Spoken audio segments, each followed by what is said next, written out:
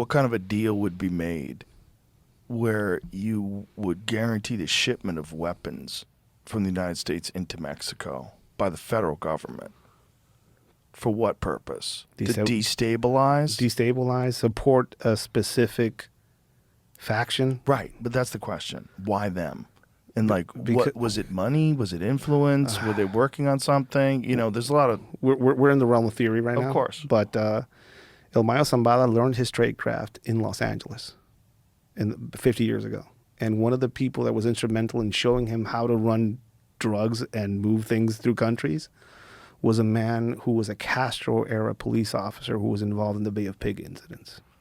Whoa. That man married his El Mayo's sister, and that's who taught El Mayo Zambada everything he knew about moving things around borders. Wow. So I'm not going to say the CIA, but... Oh, my God. Well, you know, I've had Freeway Ricky Ross on the podcast multiple times.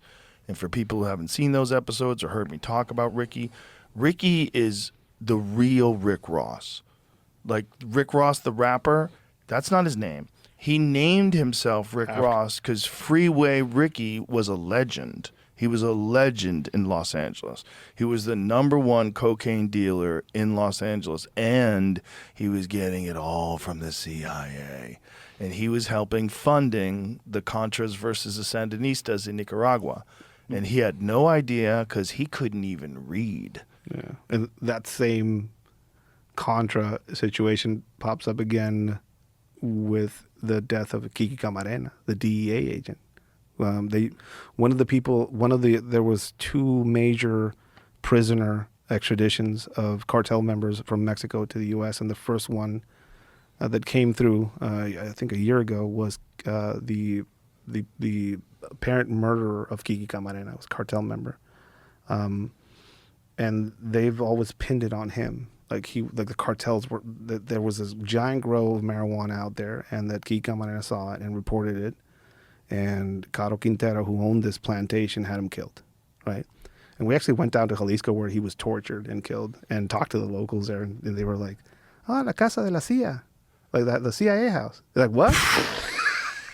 That's what some of the people there say. And you ever seen the video of Michael Rupert, who was a friend of mine who passed away years back? He was a former Los Angeles narcotics officer, and he was on C-SPAN at a hearing, and during the hearing said, "I have personally witnessed the CIA selling drugs in Los Angeles," and everybody goes fucking crazy. It is the wildest thing to see because this is like, Jamie, was that the 90s? Yeah. Do you remember? Were you around when Rupert was a guest? No. Rupert was pre-Jamie. Wow. Yeah, so Rupert was on a couple of times.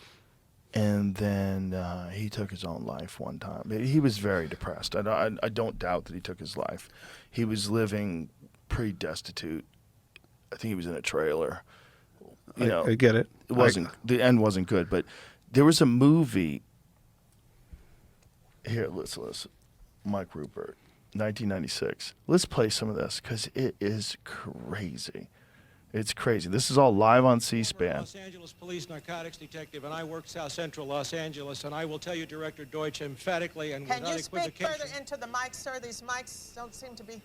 I will tell you, Director Deutsch, as a former Los Angeles Police narcotics detective, that the agency has dealt drugs throughout this country for a long time. Yo. It was great. And he goes into detail. And look, these are all LA people, and they're like, fucking thank you. But this is like head of the CIA is up there too. Yeah. I believe at the table. Yes. This is like conspiracy theory. This never happened, but Exactly. there you go. Now, can you please... Look at the head of the CIA. Now, can you please... Look at him. I refer to... Wait a minute. That guy's got a human skin suit on.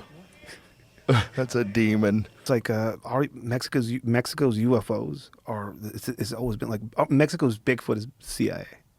Like there have been Manuel Buendía, I think he was a writer in the 60s, 70s. He would talk about the CIA and he got shot. Recently, in the past 10 years, a bunch of CIA documents have come out of Mexican presidents being on the payroll by the CIA. From all the Cold War era presidents were like CIA agents on the payroll. So Mexico has this vision of the CIA and the U.S.'s responsibility for some of the things that are going on down there that's very different than the U.S.'s perception of responsibilities. It's probably more accurate. I mean, it's direct.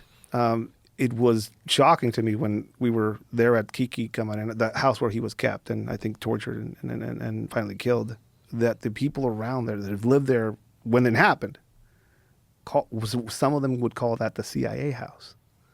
So that was a weird thing and maybe they've been kind of like polluted by all the stuff they've been looking at or seeing after that happened, or maybe they're just being accurate. Let's say this in the realm of theory.